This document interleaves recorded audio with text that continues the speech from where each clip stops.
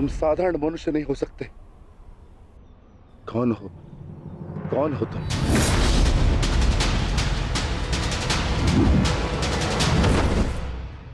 कहा था ना, अपना परिचय देना भूल जाओगे। अब सुनो मेरा परिचय। मैं हूं बर्बरीक, घटोत्कच पुत्र बर्बरीक।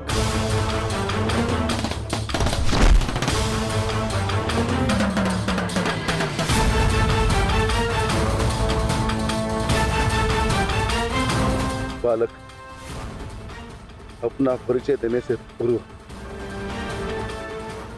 मेरा नाम तो जान लेते।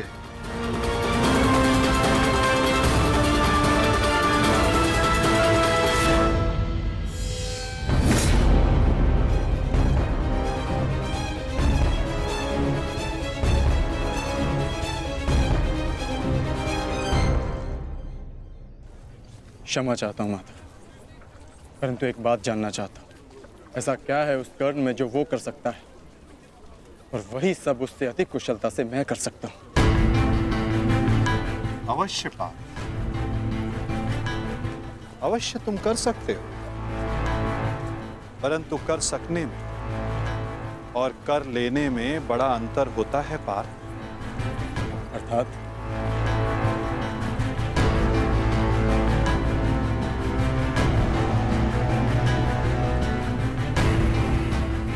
शब्द और अर्थ के फेर में मत पड़ो पार्थ, उससे कोई लाभ नहीं होता। नहीं माता, लाभ है। बहुत गुणगान सुन लिया कर्ण का। आज तक मैंने आपकी हर बात आंख मूंद कर मानी है, परंतु आज मुझे साक्ष्य चाहिए, प्रमाण चाहिए कि कर्ण श्रेष्ठ क्यों है। तुम्हें पूर्ण विश्वास है पार्थ कि तुम प्रमाण पाना चाहते हो? हाँ माता। ठीक है अर्जुन, मैं तुम्हें सिद्ध करके दिखाता हूं। कदाचित उसके पश्चात तुम्हें विश्वास हो जाए। यदि फिर भी विश्वास ना हुआ तो?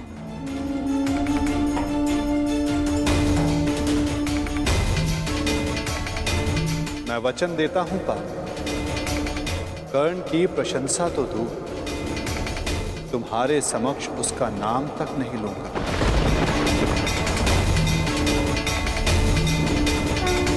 के दिखाता हूं, कदाचित उसके पश्चात तुम्हें विश्वास हो जाए। यदि फिर भी विश्वास ना हुआ तो? मैं वचन देता हूं पार्थ, कर्ण की प्रशंसा तो दूर, तुम्हारे समक्ष उसका नाम तक नहीं लूंगा। मैं परीक्षा के लिए तैयार हूं माता।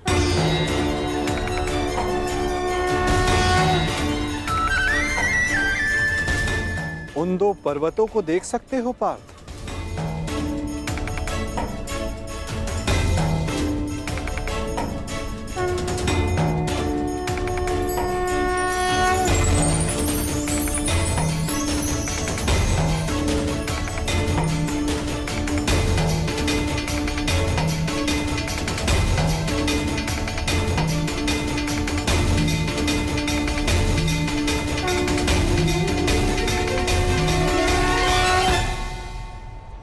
स्वर्ण पर्वत?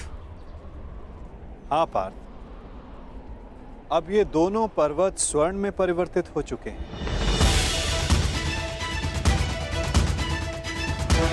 अति सुंदर। स्वर्ण वो वस्तु होती है पार्थ जिसे हर कोई अर्जित करना चाहता है। और अब मैं ये कहता हूं कि इन दोनों स्वर्ण पर्वतों पर तुम्हारा अधिकार है।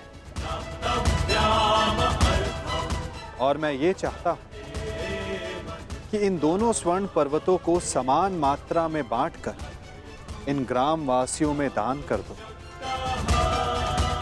परंतु पार्थ, एक बात का स्मरण रखना, इन पर्वतों का सारा स्वर्ण दान करना होगा।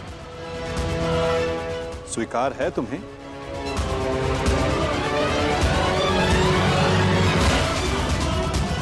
मुझे स्वीकार।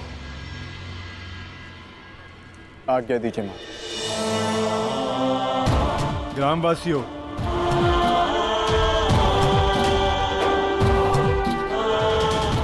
मैं पांडु पुत्र अर्जुन ये घोषणा करता हूं, ये दोनों स्वर्ण मेरु समान मात्रा में विभाजित करके आप सबको दान में दिए जाएंगे।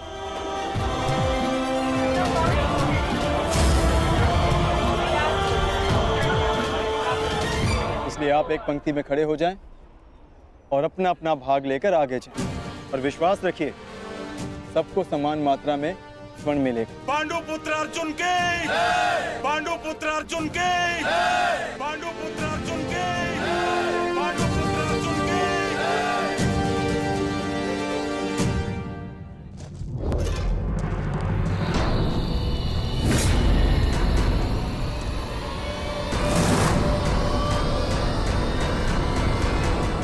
ये क्या है पुत्र?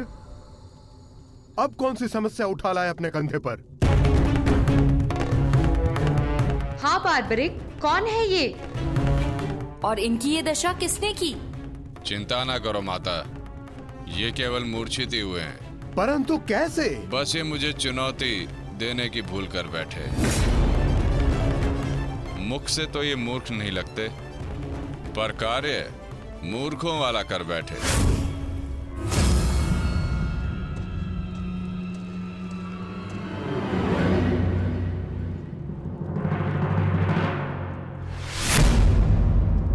पिताश्री,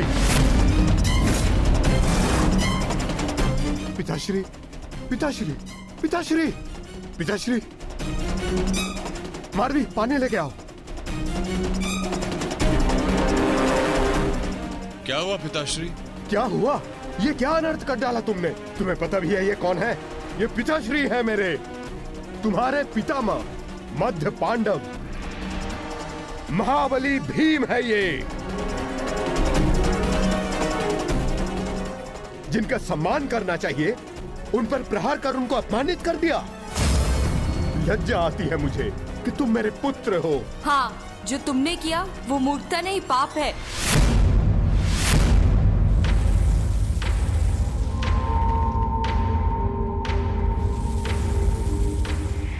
रुको,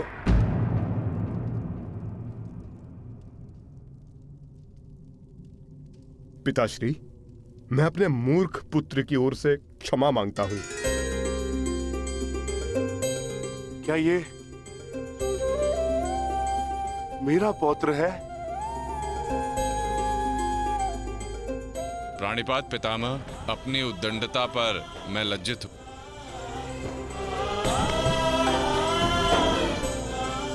और मैं गर्वित हूं कि तुम मेरे पौत्र हो।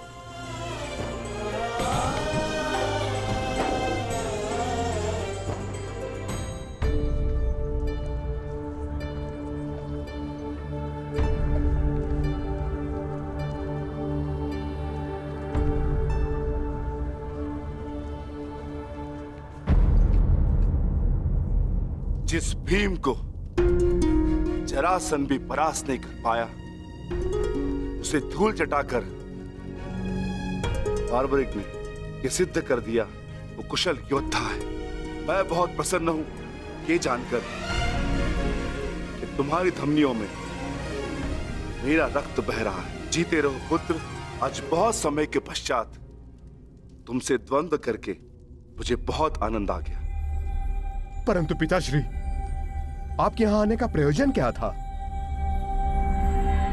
प्रयोजन है पुत्र, और वो प्रयोजन तुम्हें और बार्बरिक को सिद्ध करना होगा। आदेश दीजिए पिताश्री।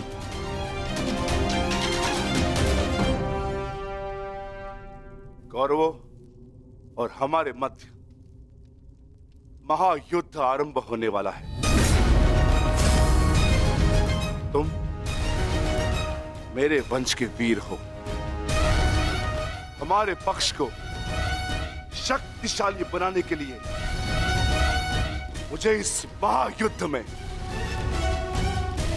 मेरे परिवार की आवश्यकता है। मुझे मेरे कुशल और बलवान पुत्र और पौत्र की आवश्यकता है। क्या तुम मेरा साथ दोगे? हम आपके आदेश के अनुपालन के लिए प्रस्तुत हैं पितामह। इस युद्ध में आपके लिए प्राण देना हमारे लिए गर्व की बात होगी। मेरा परिवार मेरे साथ है, तो इस महायुद्ध में हमारी विजय निश्चित है।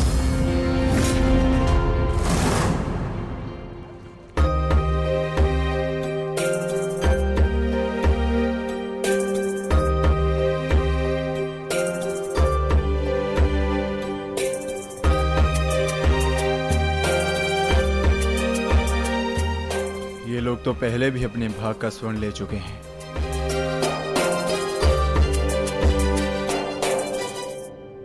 ये लीजिए माते। पुत्र, ये युद्ध संसार के इतिहास का सबसे भीषण युद्ध है। क्या तुम्हें भय नहीं लग रहा? माते, क्या आपको अपने पुत्र पर विश्वास नहीं है? मैं एक योद्धा हूँ और मेरा जन्म एक दैत्य परिवार में हुआ है। युद्ध से भयभीत होना न एक योद्धा का धर्म है और न ही दैत्य का गुण। आपके पुत्र का कौशल युद्ध में निसंदेह महत्वपूर्ण साबित होगा।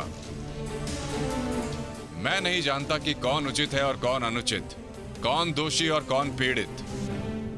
मैं युद्ध लड़ूंगा तो केवल न्याय के लिए। अपने रण कौशल, प्रतिभा और साहस से सबको आश्चर्यचकित कर देगा आपका पुत्र। मुझे तुम पर गर्व है पुत्र। मैंने स्वयं को वचन दिया है माते कि युद्ध में मैं निर्बल पक्ष की ओर से ही लड़ूंगा। चलें पुत्र। अवश्य पिताश्री।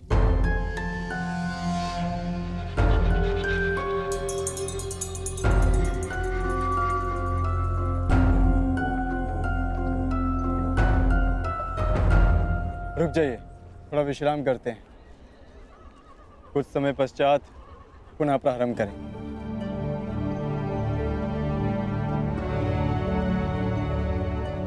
क्षमा चाहता हूँ माधव, परंतु मैं ये जानना चाहता हूँ कि आपकी ये परीक्षा कब समाप्त होगी। अभी तक तो मैं आधा पर्वत भी नहीं बांध पाया और थकान सा अनुभव कर रहा हूँ। पार्थ, अभी तो तुम्हारी परीक्षा का आरंभ हुआ है और तुम इतना शीघ्र थक गए। थक तो मैं गया ही हूँ माधव, परंतु पराजय स्वीकार नहीं करूंगा। क्षमा चाहता हूँ माधव, परंतु अभी तक मुझे आपकी इस परीक्षा में आपका उद्देश्य समझ नहीं आया। ठीक है पार्थ, मैं तुम्हें अपना उद्देश्य बताता हूँ। इस कहानी का दूसरा कोण तुम्हारे समक्ष लाता हूं।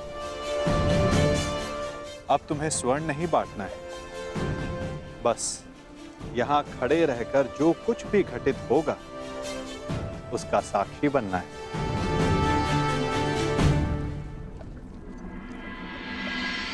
दिव्य दृष्टि से, बाण शक्ति से जीते ये सारा रण। शांत चित्त धरे, आत्मबल भरे, जीते हर बाधा गण। सूर्य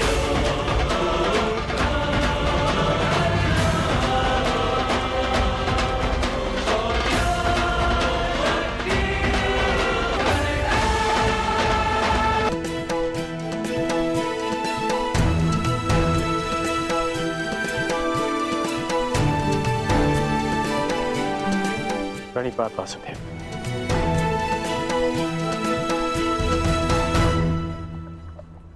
आदेश कीजिए कि कैसे आपने मुझे स्मरण किया। मित्र, एक महत्वपूर्ण कार्य के लिए तुम्हारी सहायता चाहिए मुझे। बड़े समय से इस कार्य को पूर्ण कैसे करूं, उसके विषय में सोच रहा था, तो तुम्हारा स्मरण हो आया। और मुझे पूर्ण विश्वास है कि तुम्हारे अतिरिक्त इस कार्य को और अधिक उत्कृष्टता से कोई नहीं कर सकता। ये मेरा सौभाग्य है कि आपने मुझे अपना मंतव्य पूर्ण करने के लिए योग्य समझा। वो तो स्वर्ण पर्वत देख सकते हो मित्र।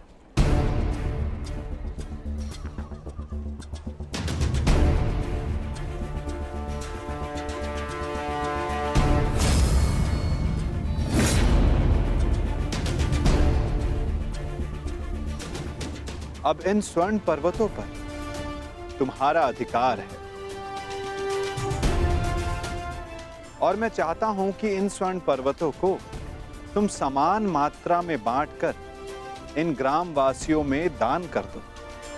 परंतु एक बात का स्मरण रखना मित्र, इन दोनों स्वर्ण पर्वतों का सारा स्वर्ण दान करना होगा। जो आदेश वासुदेव।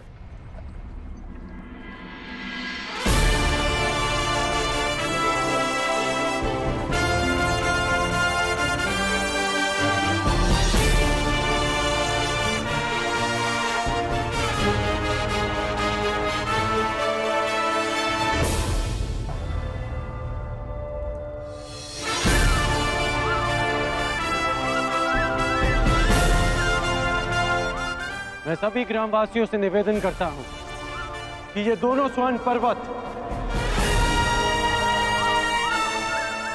अब आपके अधीन है। आप सब जाकर इस सारे स्वर्ण को आपस में समान भाग में बांट लें।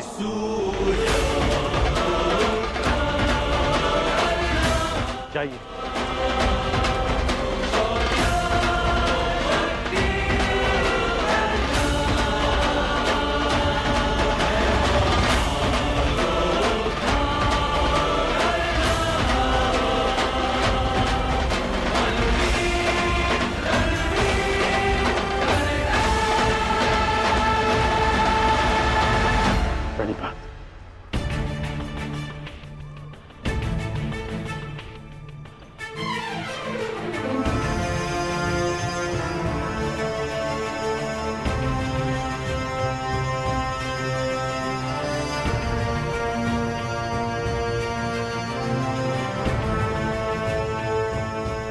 तुम्हें ये स्वर्ण इन ग्रामवासियों में बांटना था, परंतु तुम भी इन ग्रामवासियों की भांति ही स्वर्ण के प्रति आकर्षित हुए। कदाचित तुम स्वर्ण को ऐश्वर्य और सम्मान प्राप्त करने की वस्तु समझते हो। तुमने अपने अनुमान से इस स्वर्ण को इन लोगों में दान किया, परंतु तुम्हें इसका ज्ञात नहीं था कि किसको कितनी आवश्यकता है। और कर्ण के मन में इस स्वर्ण को लेकर कोई आकर्षण, कोई लालच नहीं था पार्थ। और ये सब ग्रामवासियों में दान करके वो वापस लौट गया। पार्थ, जिस पर दान करने का उत्तरदायित्व हो, उसके मन में वस्तु के प्रति लोभ नहीं होना चाहिए।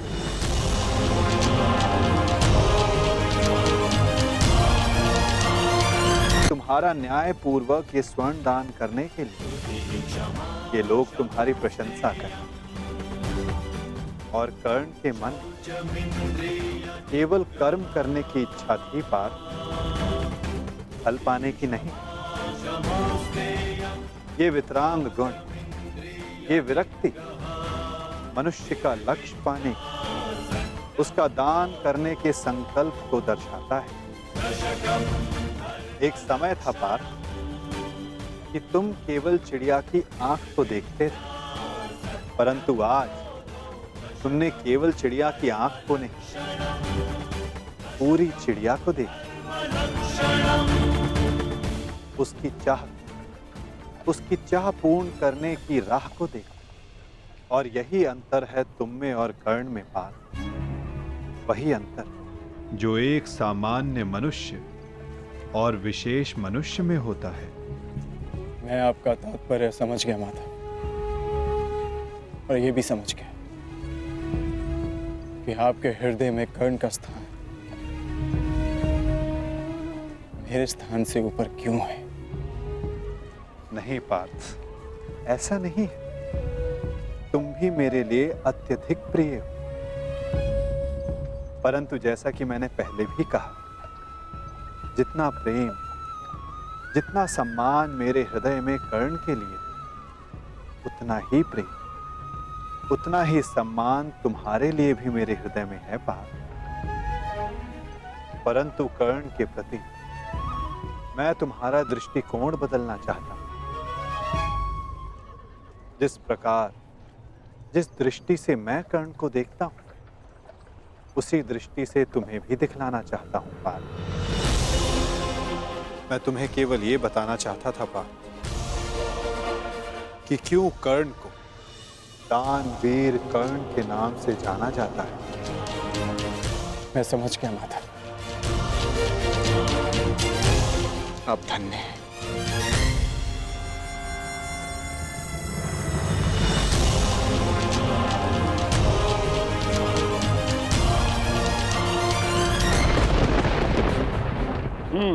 बड़ा दानवीर है ये कर्ण वासुदेव।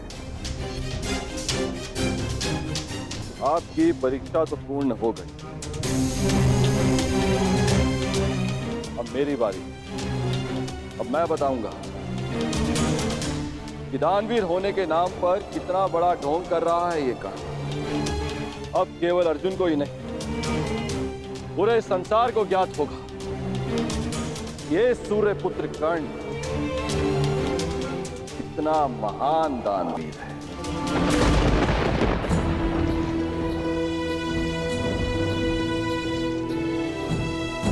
मित्र, तुम्हारी परीक्षा अभी पूर्ण नहीं हुई है। तुम्हारी इस दानवीरता की सबसे विकट परीक्षा अभी शेष है मित्र। और उस परीक्षा में सफल होने के लिए तुम्हें बहुत बड़ा मूल्य चुकाना होगा। तुम्हारी उस परीक्षा के समक्ष मेरी ये परीक्षा मानो बालकों का खेल सिद्ध होगी मित्र। सावधान रहना। आप जानते नहीं कि आज मैं कितना प्रसन्न हूं कि आपको मेरी चिंता, कि मैं आपके मन में बसता हूं। अब मुझे और कुछ नहीं चाहिए। अब यदि मैं अपने प्राणों को भी दान में दे दूं, तब भी सदा मैं धनी रहूंगा।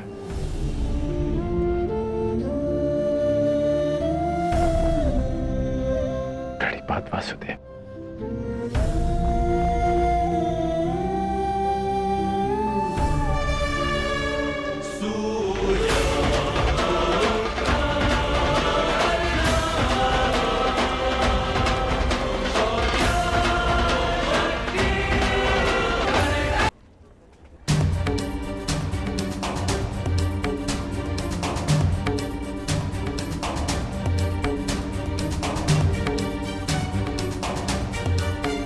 क्या हुआ माधव? कुछ हुआ नहीं पार्थ, परंतु शीघ्र ही होने वाला है।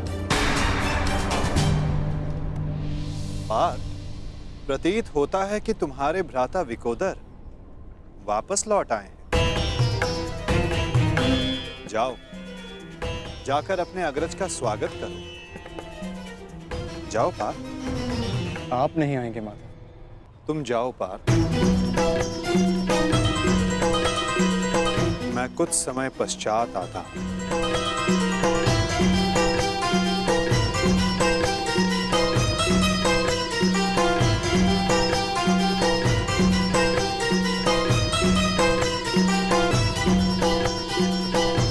मुझे क्षमा कर देना वीर बर्बरीक। बस करो नकुल, मुझे कुछ नहीं हुआ है। कुछ नहीं हुआ? राधा भीम, आप अपनी दशा देख रहे हैं? किसने किया ये सब? बस एक बार उसका नाम बता दीजिए, जीवित नहीं छोड़ूंगा उसे। मैंने।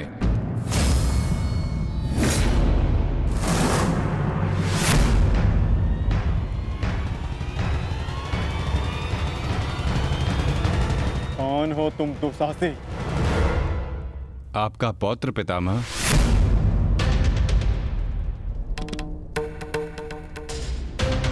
घटोत्कच पुत्र बर्बरीक हूं मैं।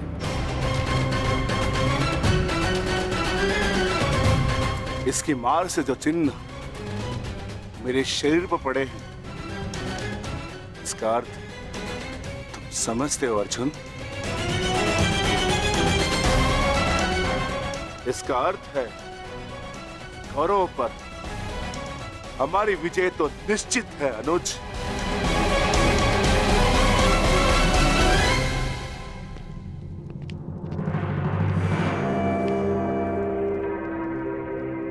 बार्बरिक बल और युद्ध कौशल दोनों में सर्वश्रेष्ठ है। इस महायुद्ध में इसका सामना कोई नहीं कर पाएगा और मुझे विश्वास है कि बार्बरिक अकेला ही इस महायुद्ध को समाप्त करने में सक्षम है। तो ये तो बहुत प्रसन्नता की बात हुई।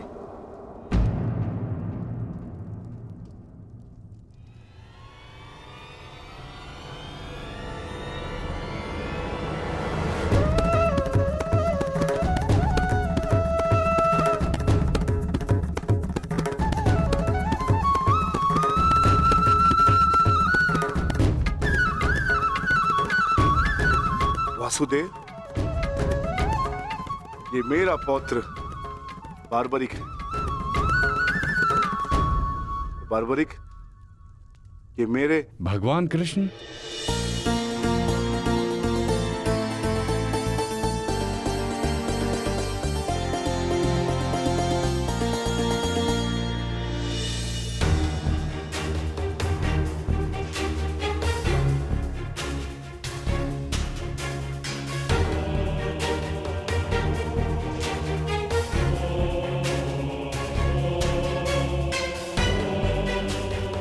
बचपन से आपकी कथाएं सुनकर ही बड़ा हुआ हूं प्रभु। आप मेरे स्वप्न में आते थे। मैंने देखा कि आप ही मेरे मुक्ति मार्गदर्शक हैं।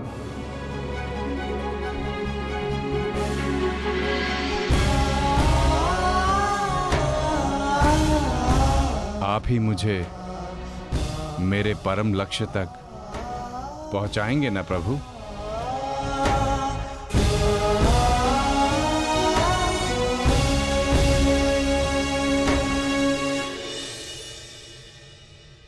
तो तुम्हें लगता है बर्बरिक कि तुम स्वयं ही अकेले इस युद्ध को समाप्त कर सकते हो?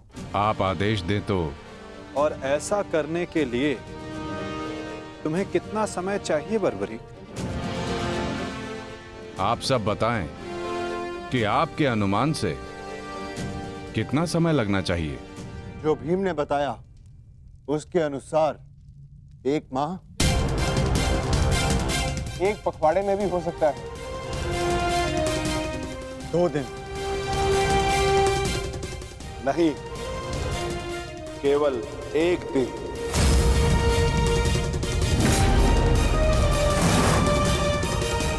बताओ बार्बरिक, सही उत्तर क्या है? किसी का नहीं काकाश्री।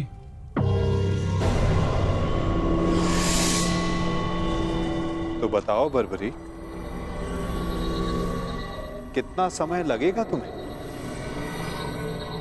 केवल उतना जितना 3 बाणों का संधान करने में लगता है।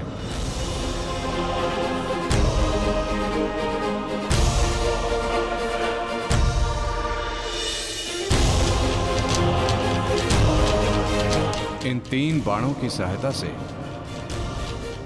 मैं इस युद्ध को 3 पल में समाप्त कर सकता हूं।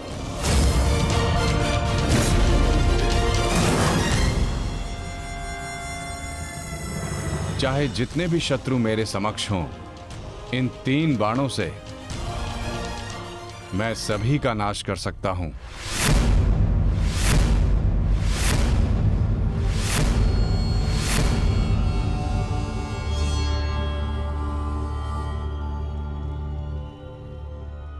मैं केवल कथनी पर विश्वास नहीं करता बर्बरिक, मुझे करनी का प्रमाण चाहिए। दे सकते हो? तुम राधे नहीं कुंती पुत्र हो, स्वयं सूर्य नारायण के अंश हो तुमका। जब तुम्हारा जन्म हुआ मैं अविवाहित थी पुत्र, क्या करती मैं? मुझे तुम्हें त्यागना पड़ा। क्रोध, अशांति, पीड़ा ध्यान केंद्र में सबसे बड़ी बाधा है। अपने क्रोध को, अपनी अशांति को, अपनी पीड़ा को शस्त्र बनाकर इसका उपयोग करो। कर्ण, उपयोग करो।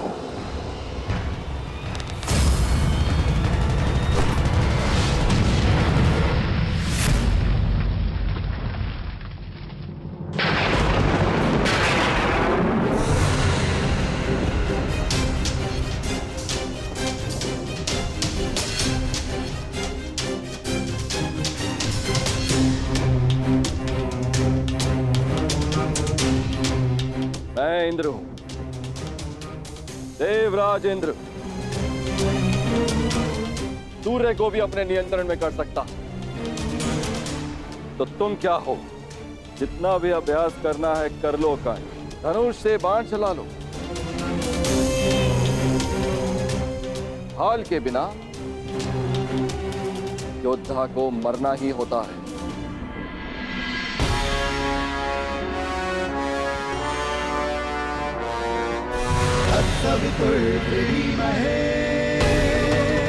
ये आपकी भूल है इंद्रदेव। यदि आप अपने पुत्र का प्रहार बन सकते हैं तो मैं भी अपने पुत्र की ढाल बन सकता हूं। मेरे मार्ग में बाधा मत बनिए सूर्यदेव। जितना प्रयास करना है कर लीजिए, परंतु इस दानवीर कर्ण को कोई नहीं बचा सकता। आप करना क्या चाहते हैं इंद्रदेव? वही जो मैं सदा से करता आया हूं, अपने शत्रु की दुर्बलता से लाभ उठाना।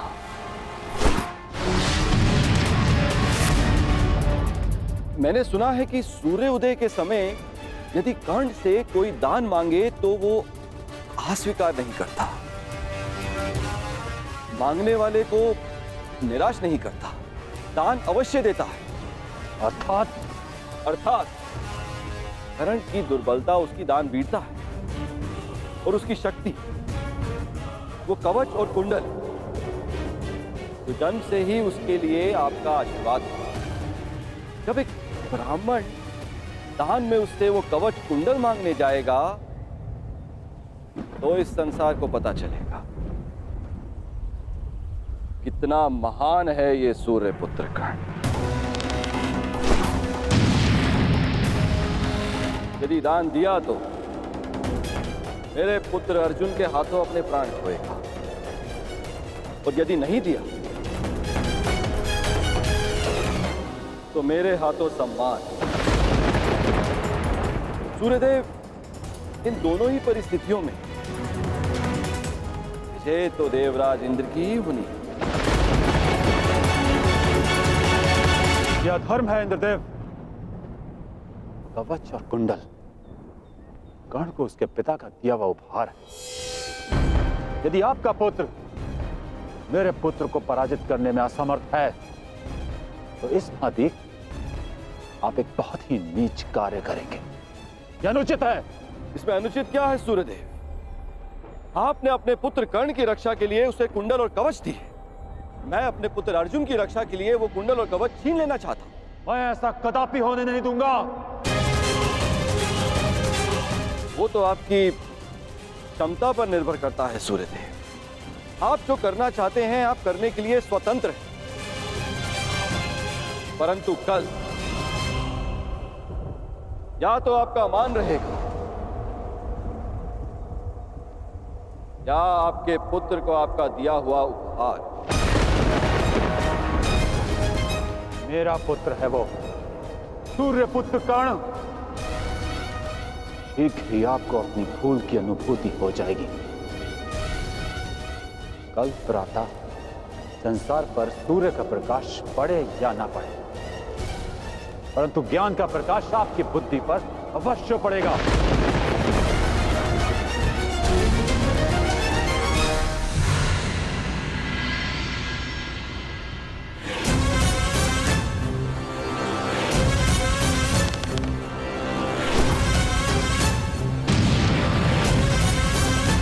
किसी कर्ण ने कहा था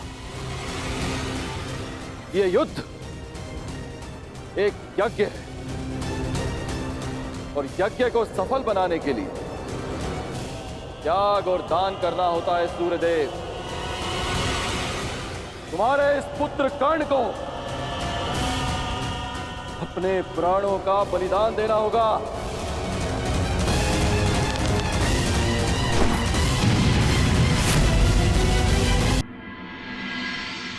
मुझे ये बाण मेरी आराध्य देवी ने दिए हैं प्रभु।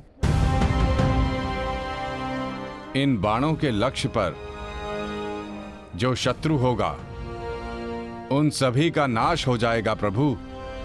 परंतु इतने भीषण युद्ध में तुम अपने शत्रुओं को पहचानोगे कैसे बार्बरीक? सभी शत्रुओं पर लक्ष्य साधना इतना सरल कार्य नहीं। यदि तुमने अपने इन बाणों का संधान किया तो तुम्हारे मित्र भी मारे जा सकते हैं, और वो निरपराध भी जो इस युद्ध में भाग नहीं ले रहे। इसलिए मुझे ये 3 बाण दिए गए हैं प्रभु। मेरे पहले बाण में भरी लाल भस्म मेरे सभी मित्रों और सहयोगियों को चिन्हित करेगी। मेरा दूसरा बाण उन सभी को चिन्हित करेगा जो इस युद्ध में भाग नहीं ले रहे या निष्पक्ष हैं।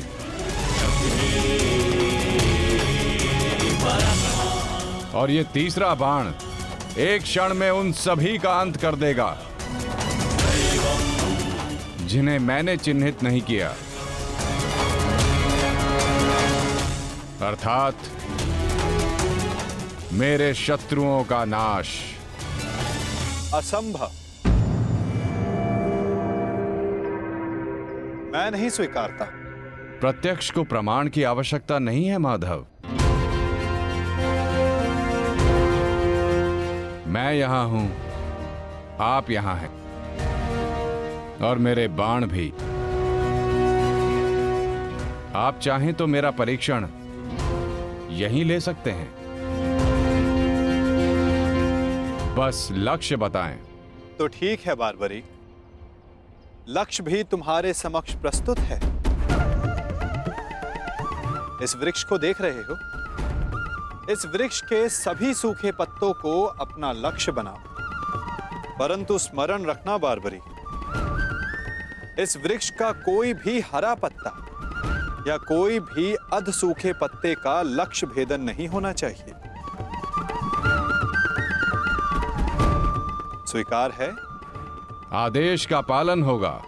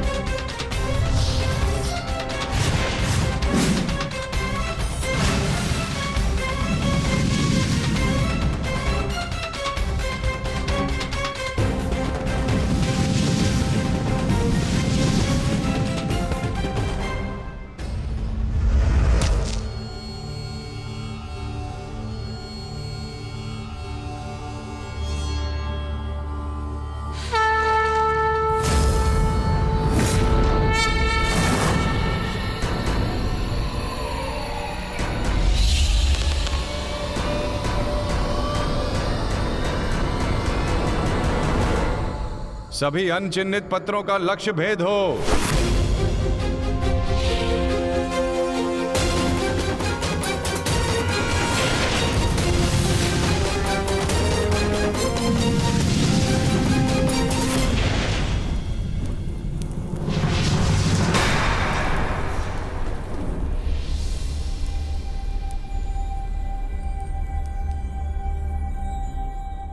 प्रतीत होता है कि कोई सूखा पत्ता शेष रह गया है बारबरीक।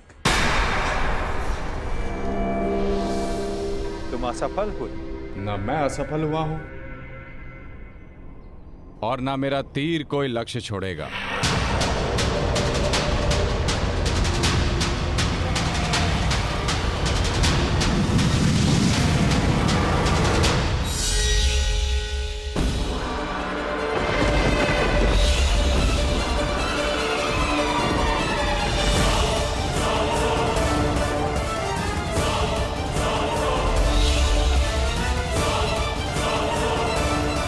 आपके चरण मेरे बाण के लक्ष्य के मध्य में आ रहे हैं प्रभु।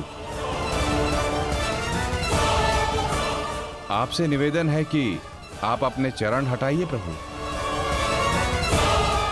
अन्यथा यह आपके चरण को भेद देगा। तो क्या ये बाण अपना लक्ष्य भेदने के लिए मेरे पांव पर आघात कर सकता है? जी प्रभु, शीघ्र अपने चरण हटाइए।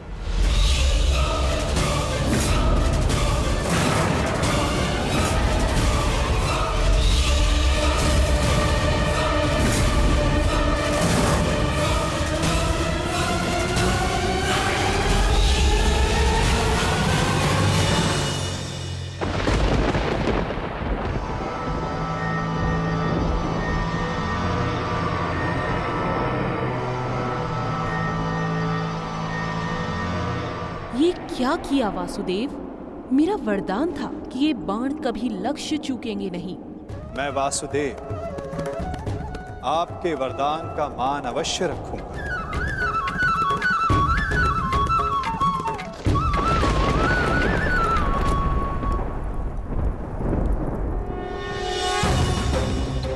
देवी, आपका ये बाण मेरा चरण भेद नहीं पाया, परंतु अब से मेरे शरीर का ये भाग सबसे दुर्बल होगा।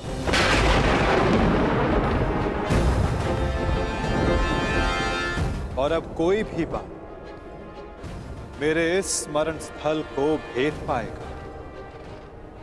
ये मेरा वचन है देवी, और यही मेरे इस देह को त्यागने का कारण बनेगा।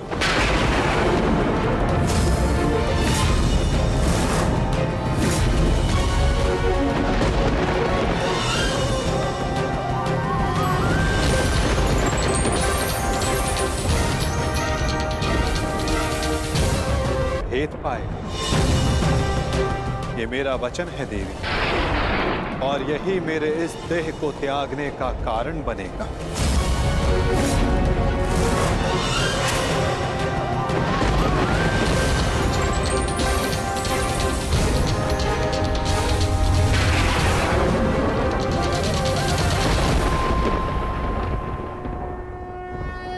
परंतु क्यों माता, आपने उस पत्ते पर पांव क्यों रखा? ऐसी क्या आवश्यकता थी आपको? मैंने जो किया उसकी आवश्यकता थी पार्थ,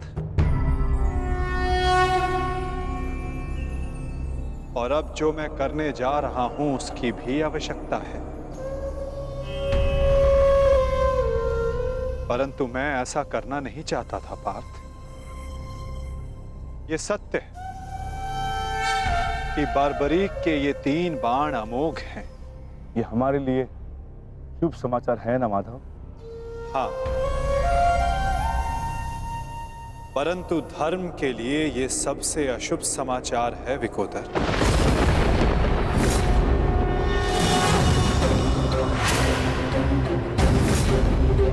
ये युद्ध केवल कौरवों और पांडवों के मध्य नहीं है। ये युद्ध धर्म और अधर्म के मध्य है। ये युद्ध पाप और प्रतिज्ञा के मध्य है। ये युद्ध श्राप और श्रापितों के मध्य है। और अब ये 3 बाण और इन बाणों का धारक बारबरीक हमारे लिए सबसे बड़ी समस्या बन चुका है।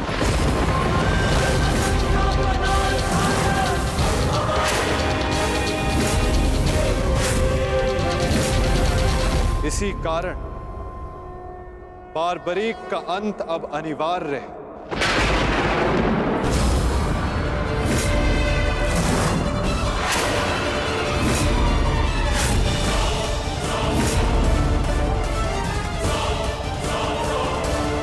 इसका वध अब अटल है।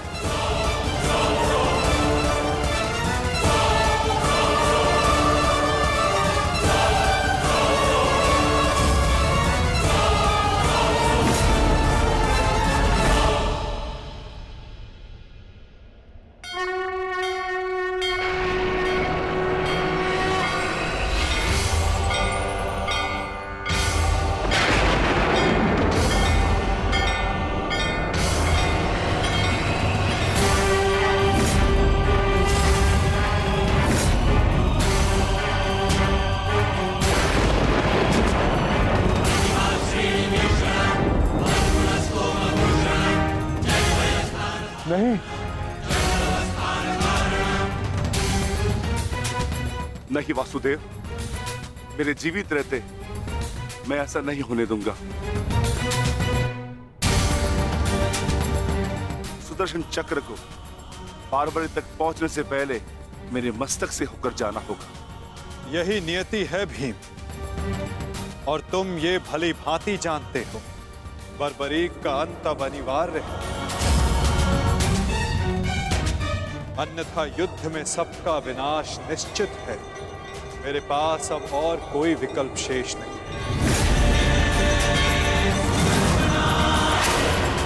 मुझे बारबरीक का अंत करना ही होगा।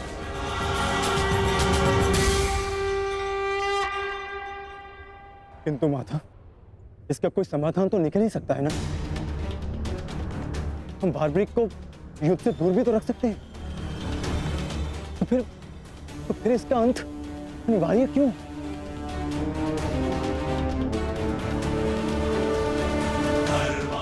मैं अपने पुत्र को इसी क्षण जाने का आदेश दे दूंगा। मेरी आपसे विनती है प्रभु, मेरे पुत्र को उस कर्म का दंड मत दीजिए जो उसने अभी तक किया ही नहीं। मेरे पुत्र पर सुदर्शन चक्र का प्रयोग ना करे वासुदेव, मेरी विनती है आपसे।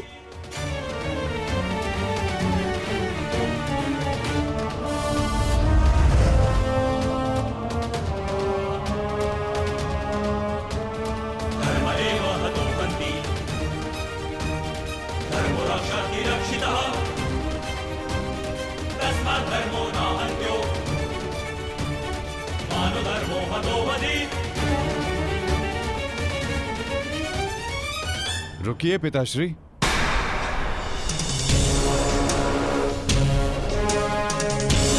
मैं यहाँ खाली हाथ लौटने नहीं आया था पिताश्री, मुझे इस युद्ध में भाग लेना ही है। मौन रहो तुम, तुम्हें अनुमान भी है तुम क्या बोल रहे हो? कदाचित मैं दृष्टा कर रहा हूँ पिताश्री, परंतु मैं एक योद्धा भी हूँ, और एक सच्चा योद्धा युद्ध भूमि से विजय प्राप्त करके लौटता है या वीर गति पाकर।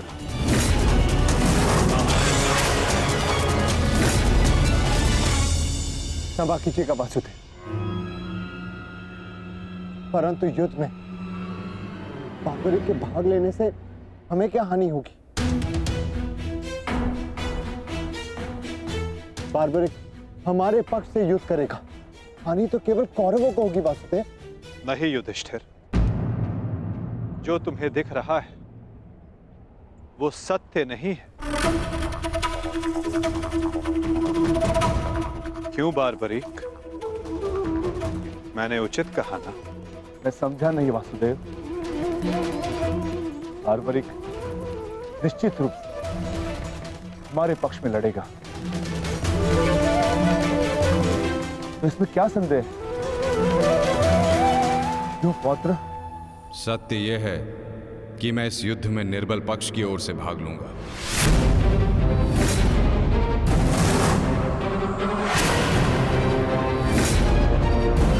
माता के समक्ष स्वयं को वचन दिया है मैंने। परंतु समस्या क्या है वासुदेव?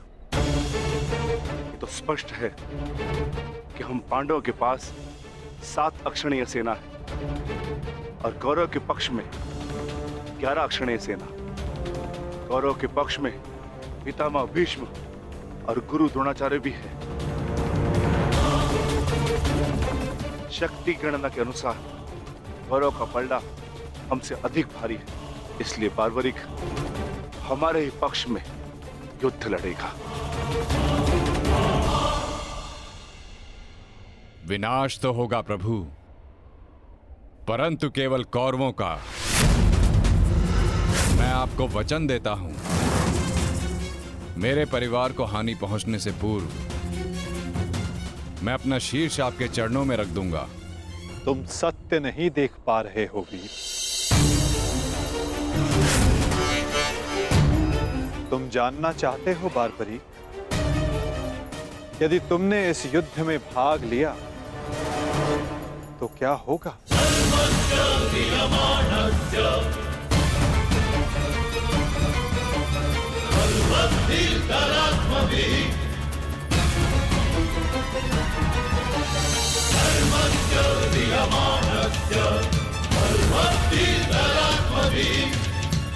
तो देखो,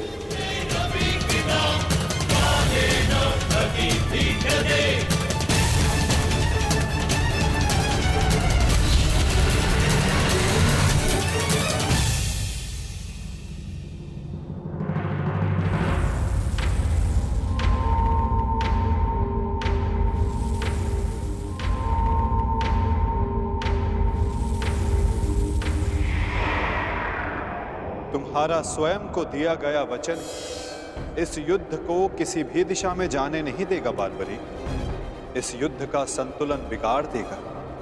तुम निश्चित रूप से आरंभ में पांडवों के पक्ष में रहोगे, क्योंकि आरंभ में पांडव कौरवों से निर्बल होंगे, परंतु शीघ्र ही ये परिस्थिति बदल जाएगी बार्बरिक।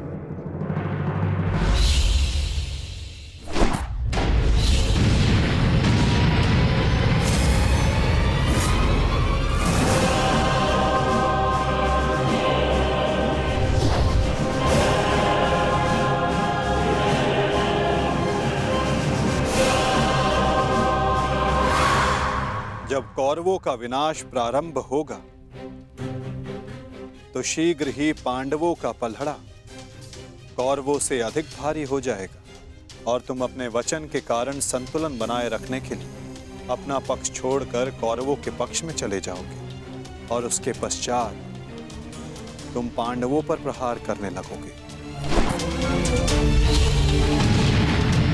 और इसी कारण इस युद्ध का संतुलन बिगड़ जाएगा।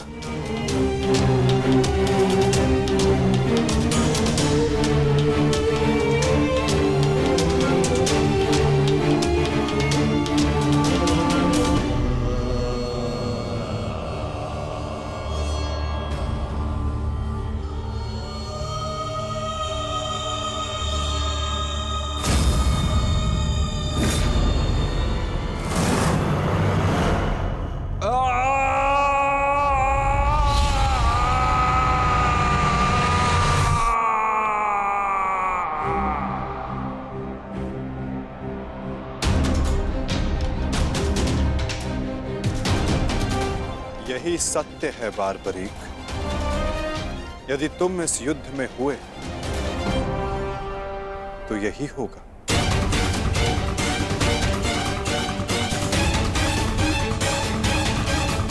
युद्ध में हुए तो यही होगा। तो मैं क्या करूं प्रभु? संसार का हर योद्धा अपना युद्ध चुनता है, क्या मुझे ये युद्ध चुनने का अधिकार नहीं? योद्धा कभी अपना युद्ध नहीं चुनता बार्बरिक, युद्ध अपना योद्धा चुनता है।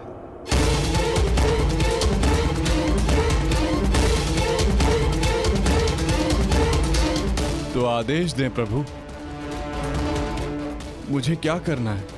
ये युद्ध एक यज्ञ है बारबरीक, और तुम्हें त्याग और बलिदान देना होगा, स्वयं के प्राणों का दान।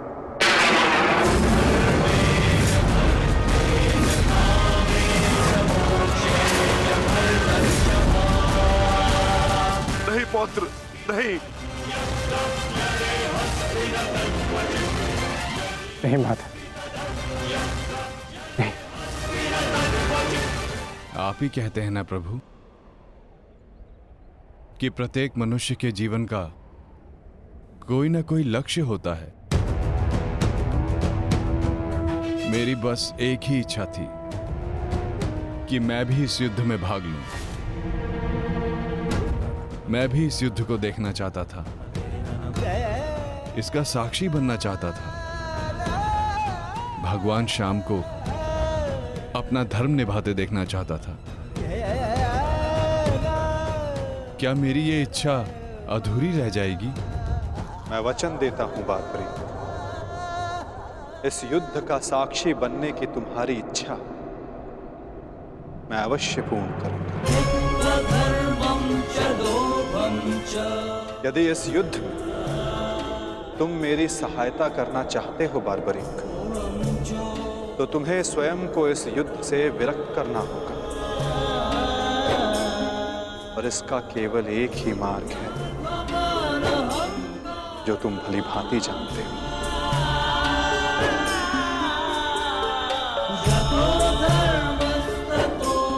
मैं समझ गया प्रभु।